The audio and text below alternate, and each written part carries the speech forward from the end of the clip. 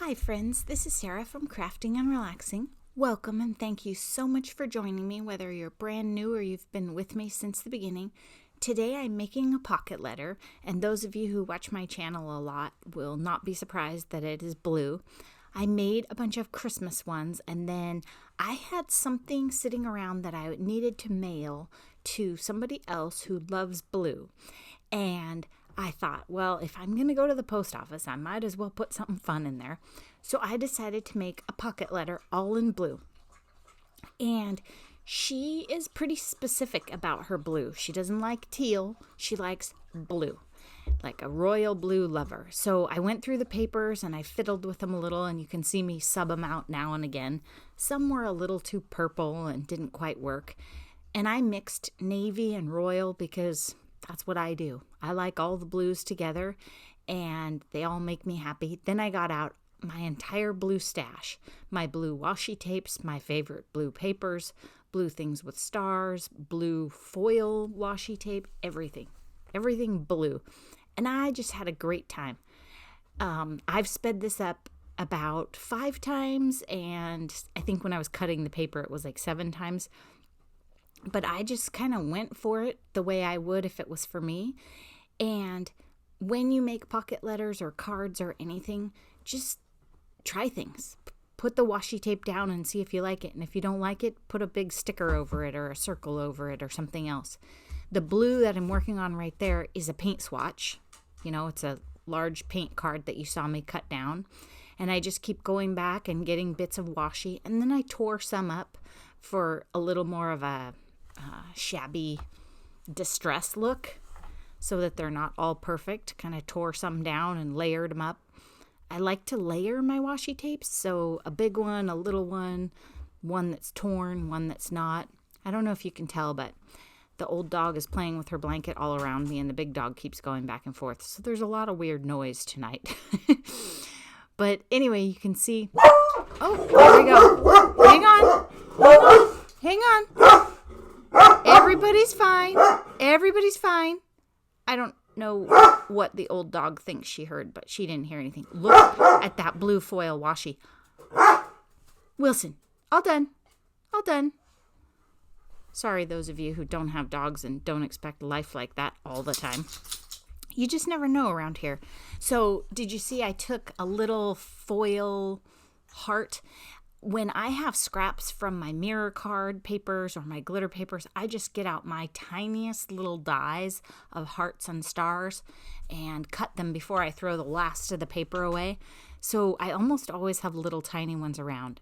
And then I'm still working on the giant thing of snowflakes that my friend Noni cut last year. So that's where I got those.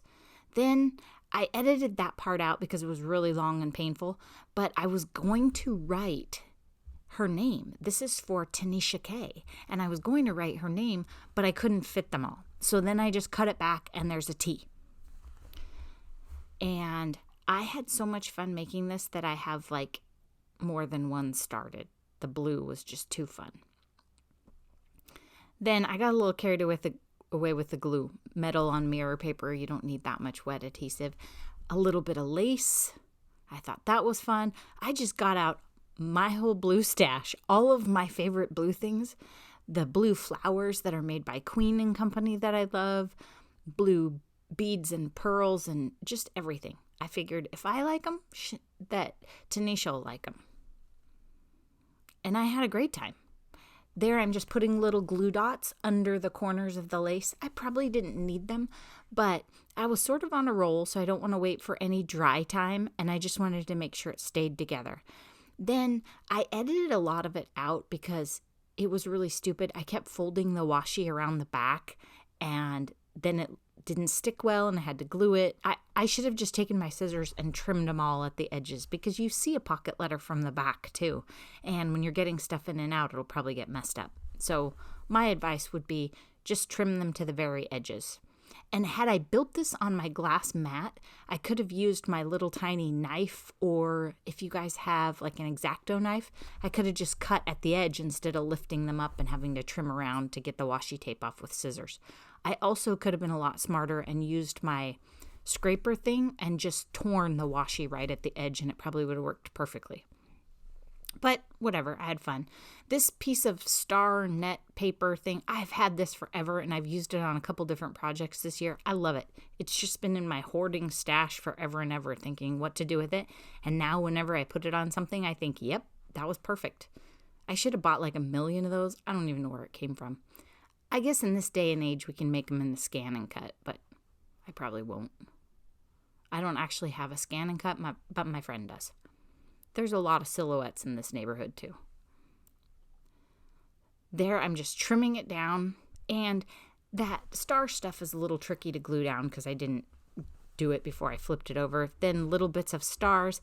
In this project, I mixed a lot of gold and silver, which I don't really do, but the navy paper had the gold foil in it, and I love blue and silver, so I just went for it, and I really liked how it turned out. It was fun. I made this one before I started figuring out the shakers and had the heat tool. So this one's delayed to be sure that Tanisha sees the actual thing in the mail before it comes out. So I'm a little bummed I didn't put a shaker in hers, but, I'm learning.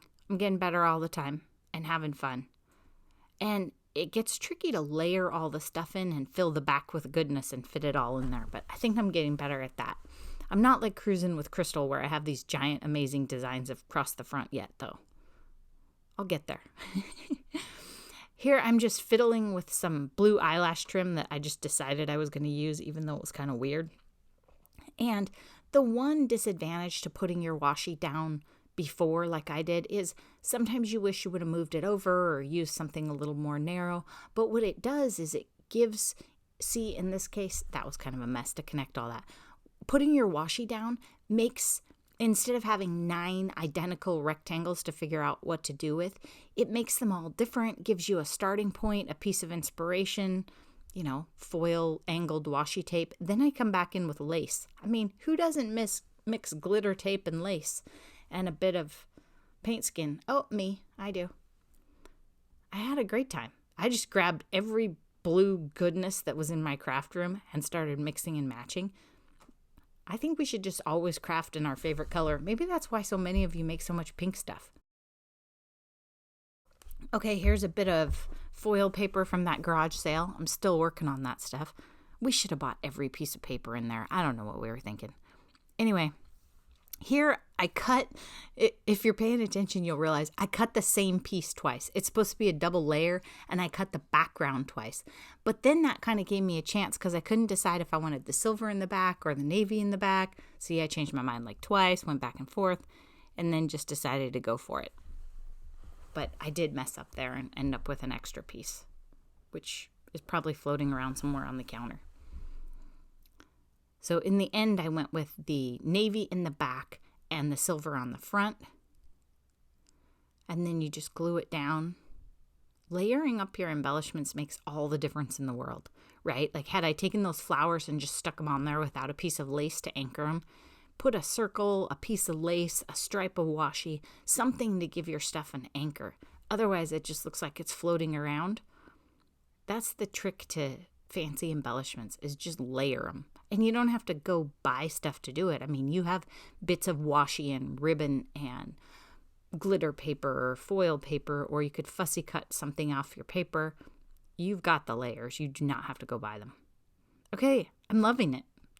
It's getting really fun. Look at all that blue goodness. Layers and layers of just about every blue there is. Some of those papers are thin, but I just liked them, so I used them anyway. And that snowman covered in glitter was sitting around on the counter. I don't know. He was a UFO from some other project. A UFO is an unfinished object. There's a lot of them in this room.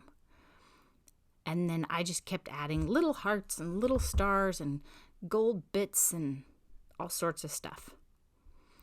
And I grabbed dies and stamps a couple times, but a pocket letter, the things are only 2.5 inches wide, so that's not very big, really, as far as figuring out how you're going to use them. That's the VersaFine Clair Paradise. It's very bright, but it was the one I had at the time. I've since acquired another blue ink pad. And then that gold ribbon, Sabrina K. Country Crafter sent that to me. It sheds a little, but it's awesome. It's kind of thick, though, so after I stuck it down right there, I thought about trying to move it, but I decided to leave it. Then here, this is another example, right? I'd already glued my hello down, and then I kind of wanted a ribbon. That's all right. We'll just make it fit on there. A little something more for interest. I just thought that one was a little bland. There we go. And that one plays off the flower because it has the navy.